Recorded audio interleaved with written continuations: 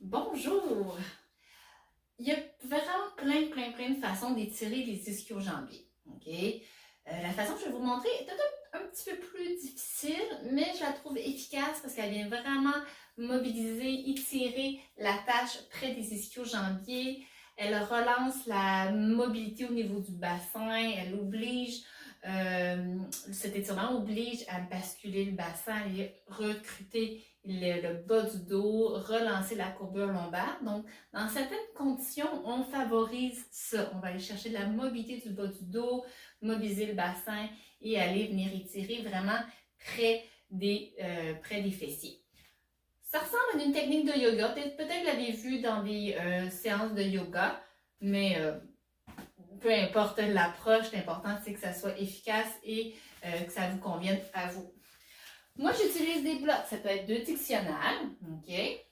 Le but, c'est de s'élever un petit peu du sol. Et ça fait aussi un peu moins de pression sur les poignets. Je vais avancer mon talon, mon pied droit. Je garde un espace confortable entre les deux jambes. Et là, l'objectif, c'est pas de tendre complètement la jambe, c'est de faire un transfert de poids vers l'arrière. OK, donc je fais un transfert de poids, je laisse mon talon se lever, je peux glisser mes blocs au besoin et je veux retrousser l'os de la fesse vers l'arrière et vers le plafond. J'essaie de conserver une courbure dans le bas du dos, je ne veux pas arrondir ma colonne. Okay? J'essaie de creuser le bas du dos, pousser le sternum vers l'avant. Je vais éviter de regarder à l'avant, je ne veux pas créer de tension inutilement dans mon cou. Je vais regarder peut-être le gros orteil ou entre les deux jambes. Et je vais prendre une pause. Donc, je vais reculer l'os de la fesse, tirer les orteils, détendre les épaules. Donc, le dos ne va pas se creuser beaucoup, mais c'est une intention de retrousser les fesses, relancer la courbure lombaire, détendre les épaules, regarder le gros orteil ou à l'intérieur du pied. Et on revient. Et on recule. On garde quelques secondes à la fin de la position. Donc, mon genou va toujours rester fléchi parce qu'on est en chaîne fermée. Okay? Ça nous empêche de compenser. Donc, on est vraiment dans l'étirement profond des ischios. Bas du dos, détend les épaules. Et on revient. Donc, on pourrait le faire 5 fois d'un côté, tenir quelques secondes. Si ça va bien, on pourrait tenir jusqu'à 10 secondes. Commencer avec 5 secondes au début. Et on relâche et une dernière fois. Vous pourriez mettre les bas un peu plus haut aussi. Éventuellement, vous allez peut-être pouvoir même avoir le bout des doigts au sol. Mais il ne faut pas que le dos s'arrondisse. Donc, on est mieux d'être un petit peu plus haut et ménager notre dos.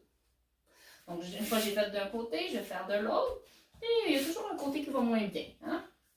Donc, je pars tout doucement. Je transfère de poids vers l'arrière. Je recule l'os de la fesse. Tire les orteils. Au début, le genou ne va pas s'allonger beaucoup. On détend les épaules. Et on revient. Et on recule. Je n'ai pratiquement pas de poids ici sur mes mains. Moi, ça me permet juste de garder l'équilibre. Et je reviens. On fait attention à notre nuque. Donc, quand je me penche, mon regard s'abaisse.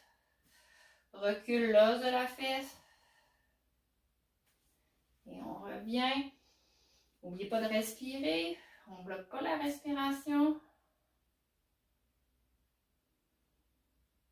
Et on relâche. Donc, au début, on peut tenir 5 secondes. Si ça va bien, on peut tenir 10 secondes.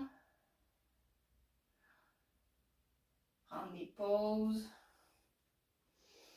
Et reprendre.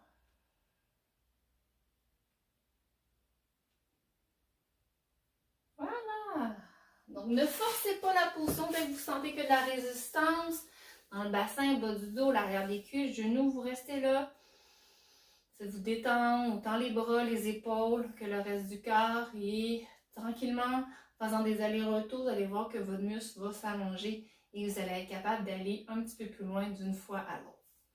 Voilà, j'espère que vous allez apprécier. Merci, au revoir.